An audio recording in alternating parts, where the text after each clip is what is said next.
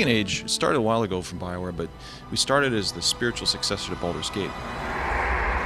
What we're trying to do now with Dragon Age is to really reimagine fantasy, to really show an aspect of fantasy that fans have not seen before. This is pretty innovative stuff. It's dark, epic, heroic, brutal fantasy where the choices have consequences, and where you're really going to feel like the impact of your choices has a momentous impact on the way the game unfolds.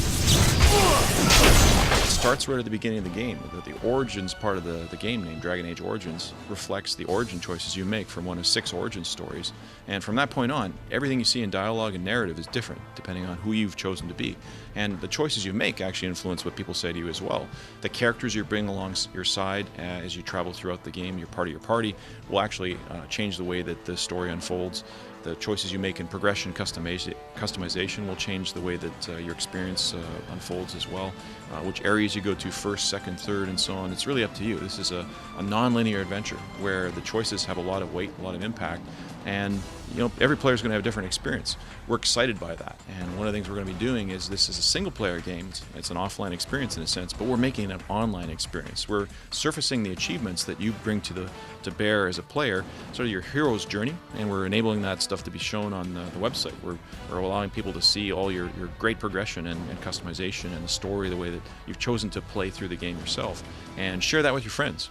We're also doing a lot of things which allow players to make new content for one another. We have a tool set that we're releasing and allowing the fans on PC to make new content. We're aggregating it, allow people to share it and enjoy it amongst themselves. And I think the story is going to unfold in a range of ways, but it's going to be very personal, very customized, and it's going to be very emotionally impactful. One of the things we're seeing Dragon Age as is not just a game, but it's a franchise. And it's also a platform with a long tail where we're releasing post-release downloadable content for purchase by the fans, stuff that we're creating. We're also releasing the user content creation tool sets for the Bioware Eclipse engine to allow fans to create their own content on PC. Pretty much you can make anything you see in the game. This is how we make the game as well. It's a very powerful tool set.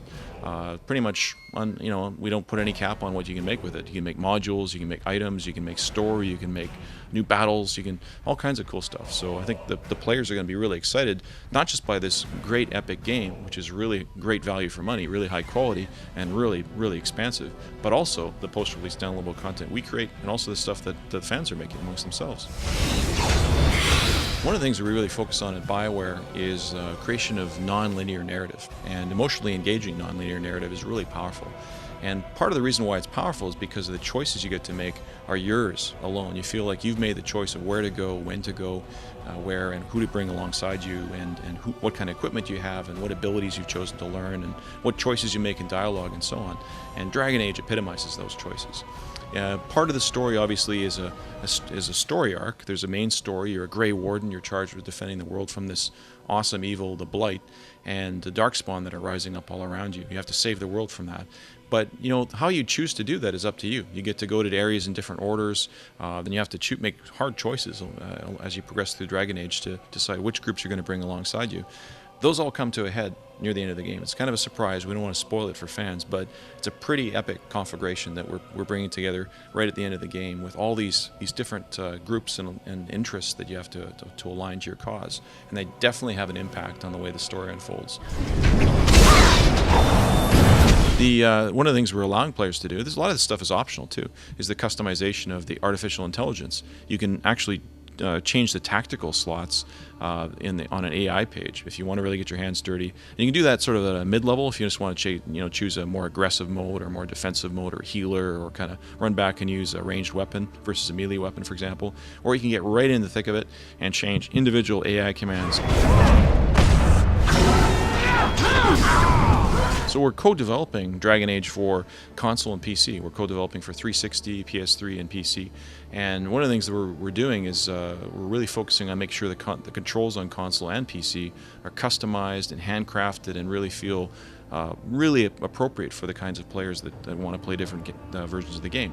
It's the same deep, rich experience in both systems. We're not compromising anything either on PC or console. The fans are going to get a great game either way. Well, we've always seen Dragon Age Origins as a franchise. So, franchise implies multiple products. We've done a bunch of ancillary products. I already did a novel, The Stolen Throne. Dave Gator, the lead writer on Dragon Age, wrote that. It's really good. Highly recommended. We're doing a lot of post-release support for the game, so post-release downloadable content. Look at things like expansion content or sequels in the future as well. We haven't announced any of those yet, but naturally, as a franchise, we're thinking long term. And as I said, we see this game as a platform, and we want to support it long term for the fans, so they can really immerse themselves in the world of Dragon Age for a long time and have a great experience, really high quality. One of the things we do at the end of a development cycle is we iterate and we polish and we tune the controls until they're just right. And we're doing that right now on 360 and PS3 and on PC as well. And it's turning out great. We're planning for simultaneous launch October 20th in North America and October 23rd in Europe for 360, PS3, and PC, and all the versions are playing extremely well.